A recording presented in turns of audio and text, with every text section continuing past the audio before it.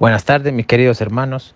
Hoy les comparto Mateo capítulo 5, versículos desde el 17 al 20. Se titula así, La ley y los profetas. ¿Qué es la ley? La ley son los mandamientos de Dios. ¿Sí? Los profetas, ¿quiénes son? Dios hablaba a través de profetas, ¿cierto? Profetas son personas que escuchaban la voz de Dios y refería al pueblo lo que Él le decía. Dice así, no crean que vine a quitar la ley ni a decir que la enseñanza de los profetas ya no vale. Al contrario, vine a darle su verdadero valor. Yo les aseguro que mientras exista el cielo y la tierra, ni siquiera un punto o una coma se quitará de la ley hasta que todo se cumpla. Por eso, si alguien no obedece uno solo de los mandatos de Dios, aún el menos importante será la persona menos importante en el reino de Dios.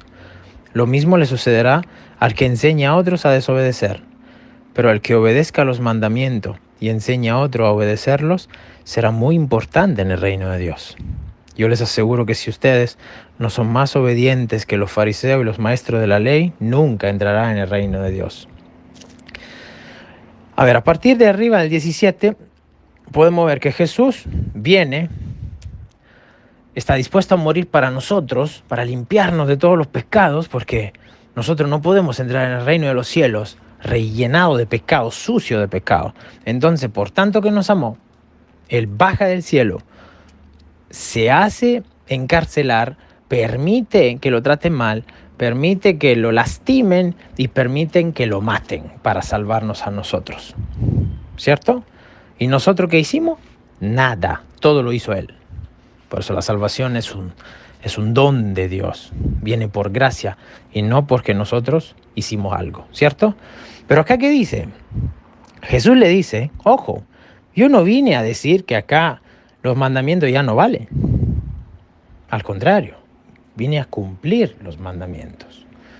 Vine a cumplir también lo que decían los profetas. Los profetas ya hablaban de que venía un Mesías y ya los profetas en el Antiguo Testamento habían descrito perfectamente de dónde nacía, cuándo, cómo iba a morir. Y eso también es una prueba. Es una prueba que tenemos que lo que leemos es cierto. Porque los profetas estamos hablando de muchísimos años antes de la venida de Jesús. Y yo te pregunto, ¿cómo sabían esas personas que esto iba a pasar exactamente como pasó? ¿Quién se lo ha dicho? ¿Sí? Así que alguien que te dice, no, eso es toda una mentira, tú pregúntale eso. ¿Cómo sabían esas personas que se llamaban profetas que iba a venir una persona que iba a morir, iba a nacer en Belén, que iba a morir en una cruz? ¿Cómo sabía? ¿Quién se lo ha dicho? Si te sabe responder, entonces, bueno, estamos creyendo una mentira.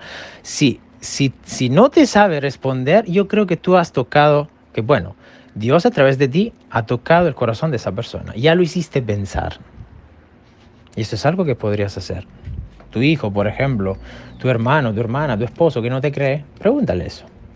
Y hay muchísimo más para hablar sobre esto, pero bueno, seguimos.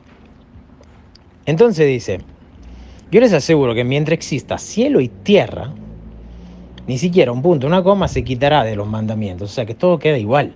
Acá te dice, si alguien no obedece uno solo de los mandatos de Dios, aún el menos importante será la persona menos importante en el reino de Dios. Pero si nosotros los obedecemos, nos esforzamos de obedecerlos, todos lo que dicen Él, acá estaremos entre los más importantes para Él en el reino de Dios. Yo no sé qué significa menos importante o más importante, no sé a qué se refiere, no sé, pero yo quiero ser importante para Él en su reino. Por eso me quiero esforzar de obedecerlos todos.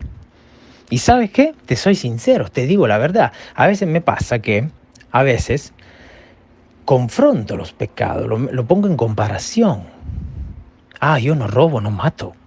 Entonces, si hoy día soy glotón, de repente me meto 4 o 5 panes, 4 o 5 huevos también. Después, no sé, hay un cumpleaños al gimnasio, le meto un pedazazo de torta. Justo lo que va a pasar hoy día, creo. Pero bueno, no he comido al menos. Eso es glotonería.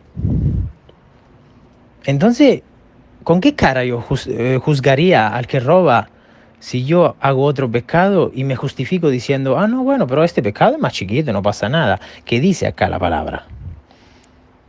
Si alguien obedece uno solo de los mandatos de Dios, aún el menos importante, será la persona menos importante en el reino de Dios.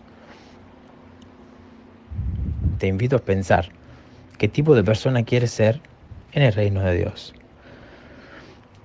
En el 20 dice, yo les aseguro que si ustedes no son más obedientes que los fariseos y los maestros de la ley, nunca entrarán en el reino de Dios. Bueno, los fariseos y los maestros de la ley se sabían toda la palabra a memoria, todos los mandamientos a memoria. Trataban de seguirlo, sí, pero su corazón no era leal a Dios. Y yo no sé cuánto lo seguían, de repente eso es lo que decían, pero ¿de verdad lo seguían? No, porque Jesús se enojó mucho con los fariseos, ¿no? Le decía, ustedes son víboras. Dicen a otros que tienen que hacer hasta juzgan a otros porque no siguen hasta el último mandamiento. ¿Y ustedes qué hacen? Ustedes no lo hacen, son hipócritas. ¿Cierto? Por eso se enojaban. Se enojaban mucho con ellos. Ahora, todo el que ha creído en Jesús y que se arrepintió de pecado, ese será salvo, dice. Así que no es tanto el que nunca pequemos, ¿no? Que nos hará entrar en el reino de Dios, sino el que hemos creído en Jesucristo, ¿cierto? Por eso acá hay que hacer una diferenciación. Para salvarte, tienes que creer en Jesús, que Él resucitó de los muertos y que murió para ti, y que Él es tu Señor y Salvador, y te tienes que arrepentir de tus pecados. Y para ser alguien importante para Dios, cuando estés en el reino de los cielos, tienes que obedecer los mandamientos, todos, hasta los más pequeños. Las mentiras blancas, por más que te han enseñado que no, es un pecado que no es capital, no sé, hay pecados capitales, no sé cómo lo llaman por ahí, es un pecado y a Dios no le gusta, punto. Como el robar, como el matar, ni siquiera le gusta la mentira y no le gusta tampoco la mentira blanca. Como no le gusta que te emborraches o que me emborrache, no le gusta que seamos glotones y que comamos de más, de lo que necesitamos. Esos son pequeños pecados, o sea, cosas que ahí dice que tenemos que hacerla, pero nosotros no queremos hacerla y nos justificamos. Ahí te dice, no dejen de congregar, no dejen de reunirse entre ustedes hermanos, pero tú dices, no, pero para mí es suficiente ahí nomás. Ese es un pecado, llámalo menos importante, pero lo estás infringiendo. Así que piensa. ¿Cómo estás acá en esta vida? ¿Qué le pides acá a Dios en esta vida? Que todo te vaya bien, ¿cierto? Bendíceme, Señor, bendíceme con salud, bendíceme con una vida espiritual plena para que me pueda sentir, experimentar tu paz, tu gozo. Bendíceme en mi matrimonio para que todo me vaya bien. ¿Y cómo quieres estar en el reino de los cielos? ¿Quieres una vida a media? Acá dice menos importante, más importante para Dios. ¿Quieres estar entre los menos o entre los más? Por eso dice su palabra, amontone riquezas en los cielos, no acá en la tierra. Porque la riqueza que amontonamos ahí, ninguno la va a poder destruir, ni ladrón va a poder entrar y robártela. Pero acá sí, allá no. Por eso enfócate en la vida eterna. Ya has sido salvado. Desde ahora en adelante empieza tu caminar cristiano. Acumula tu riqueza espiritual. Acumula tu riqueza en el cielo. Y solo después sabremos en qué se convertirá toda esa riqueza. Y te invito a buscar esto. Busca riqueza acumulada en el cielo. Búscalo. Te saldrá el versículo que habla de eso. ¿Cómo acumular riqueza en el cielo? ¿De qué se trata? Uy, qué rico será cuando lo descubriremos. Pero yo estoy seguro, porque confío plenamente en Dios, que será algo extraordinario. Cada vez que tú haces una buena obra acá en el cielo, estás amontonando riqueza en el cielo. Cada vez que estás ayudando a alguien necesitado, estás acumulando riqueza en el cielo. Cada vez que decides obedecer un mandamiento, por más pequeño que sea, estás amontonando riqueza en el cielo.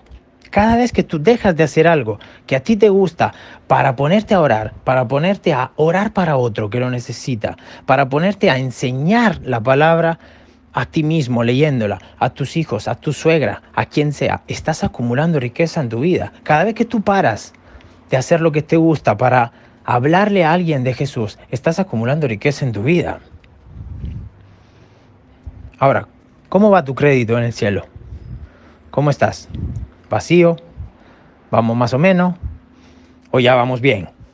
¿Cómo está esa cuenta espiritual? Gracias por escuchar este pequeño mensaje. Espero que te sirva y te edifique. Y agradezco a Dios por ayudarme a dar estas palabras, porque sin Él no podría.